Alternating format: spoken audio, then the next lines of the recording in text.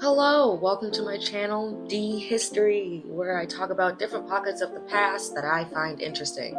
Today, we're adding to the brand history series by talking about the story of Post cereal and Marjorie Post's incredible and iconic takeover of her father's company.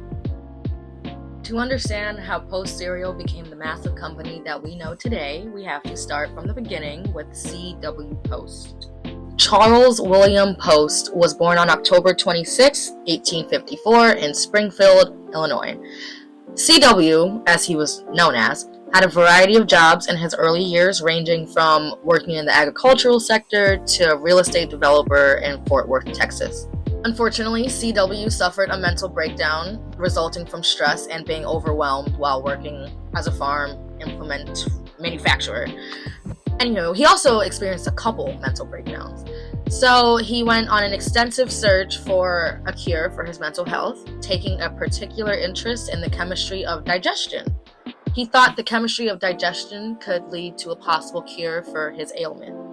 Eventually, Post visited the Battle Creek Sanitarium in Battle Creek, Michigan. Side note, this sanitarium was operated by John Harvey Kellogg, the brother of Will Keith Kellogg, aka the founder of Kellogg cereal, which is just, oh my gosh. My next story is going to be about Kellogg's because I really want to talk about them.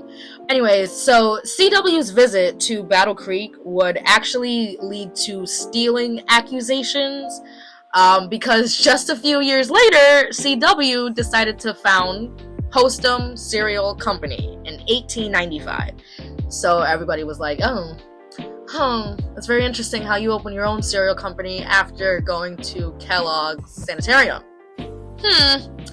Anyways, so Post's first product was introduced in 1895, and it was the grape nut cereal, although it doesn't contain grape or nuts. But Post Toasties was developed next in 1904. So they have a couple products coming out. His extensive advertising brought him rapid success in the food industry, and the business just kept growing and growing and growing. In November of 1874, C.W. married Ella Merriweather, and the couple had one daughter named Marjorie, born in 1887. Marjorie and her father had a really close relationship while she was growing up. Although C.W. knew that his daughter would not have the right to vote, he made sure she was well educated on the company's business handlings. C.W. had Marjorie attend board meetings, taught her how to balance budgets, attend business trips, all of that good stuff. Marjorie was also given shares of the company stock, which was worth $3 million by the time she was 16 years old. So he really set her up for success. In 1904, C.W. left his wife Ella Merriweather for his 27-year-old secretary. And later on, Marjorie claimed that because of this, her mother died of a broken heart. In 1913, C.W. fell ill with what we now know as appendicitis, and he had surgery and was operated on by the best surgeons. Unfortunately, although the surgery was a success, he was still experiencing abdominal pain.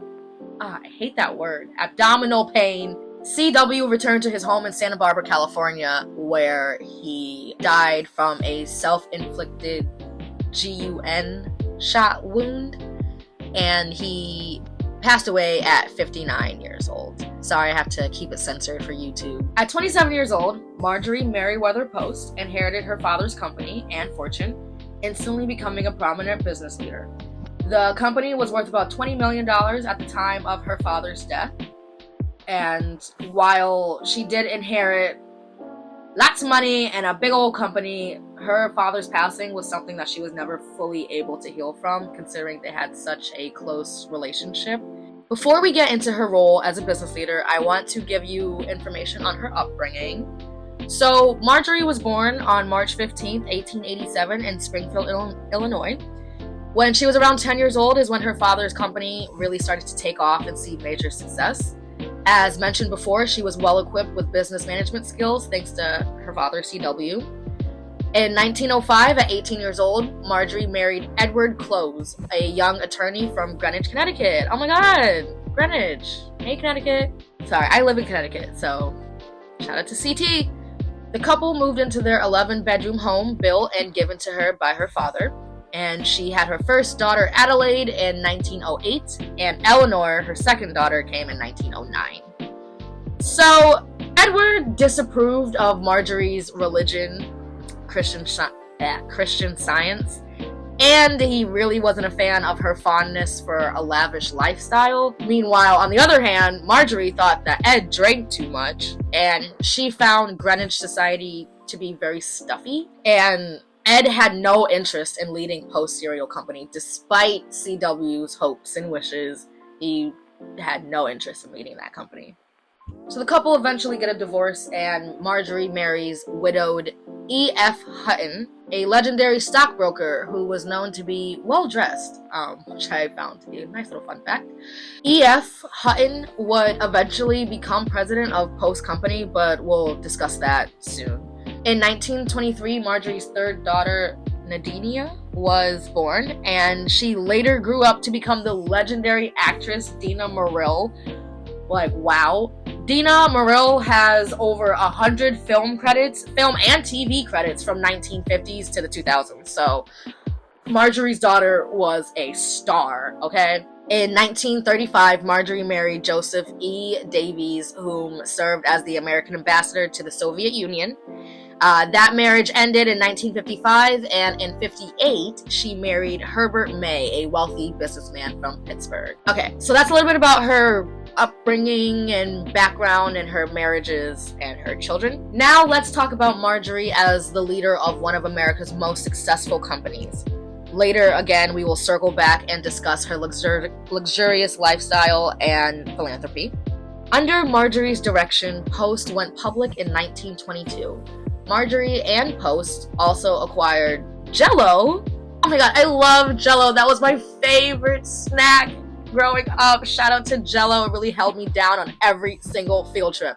Anyways, Maxwell Coffee they also acquired, and Bird's Eye Frozen Foods. I love these little like pop-ups of companies that we recognize today. So the Bird's Eye Frozen Foods acquisition caused a bit of strain in her marriage though with EF.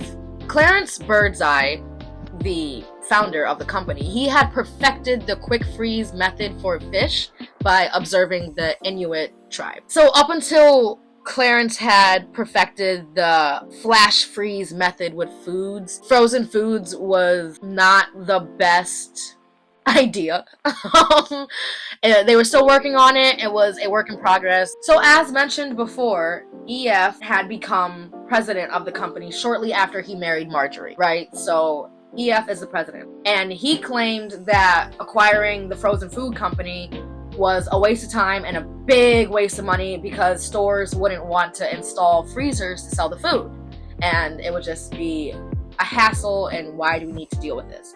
Marjorie knew frozen foods would be a major success. She was sure that stores would want to implement the freezers to sell the food, and she knew this would be a major help for housewives. She knew she had a hit on her hand. Eventually, EF reluctantly agreed, and in 1929, they purchased Bird's Eye Company, even though the price had nearly doubled to $22 million. But I think we can see, just going to your local grocery store, this was a very, very successful acquisition. I think I actually have some Bird's Eye food in my freezer right now, which I should definitely make tonight. The company was then renamed General Foods in 1929. That was EF's choice, I believe, and it became one of the largest corporations in the entire nation.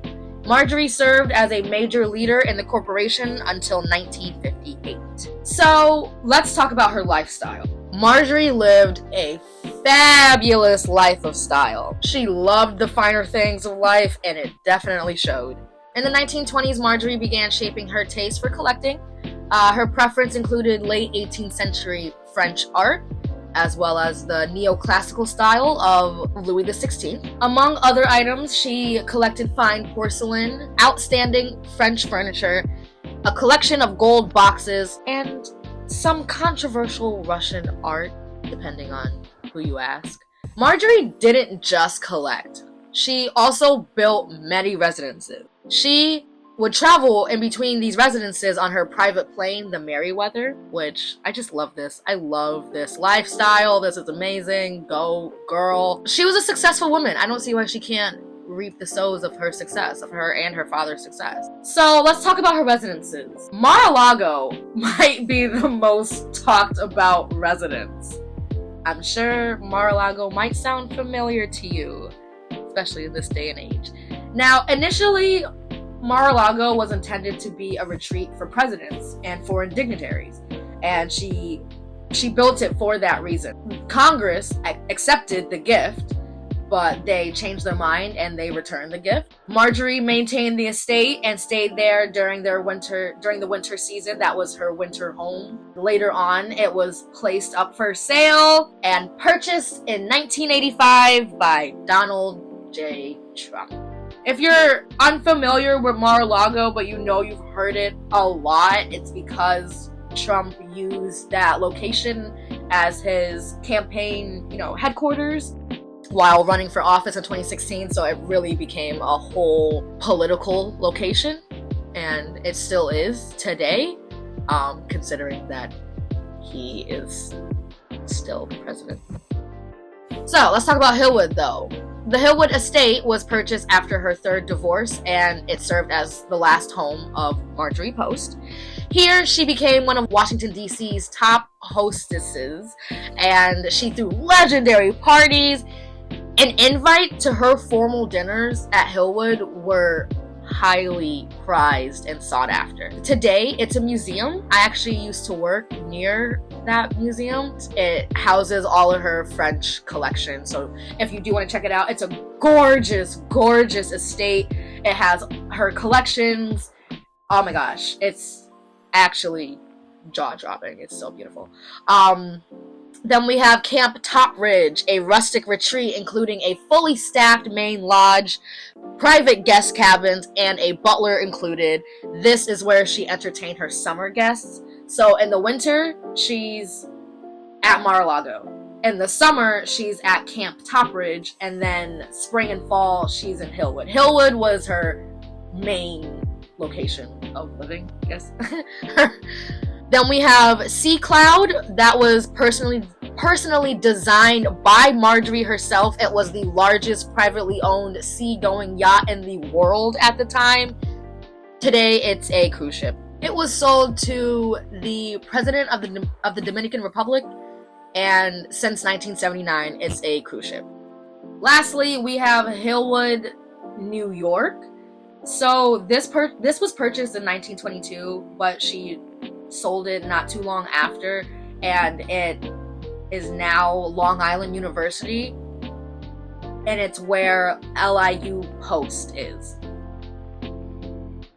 So she built really massive estates, and a lot of these estates are still used and operated today.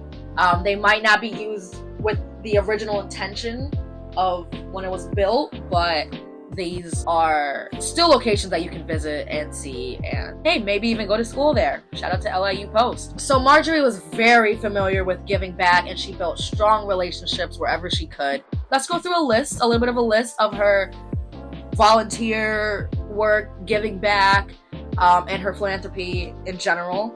She was also known to give very generously and donate anonymously quite often.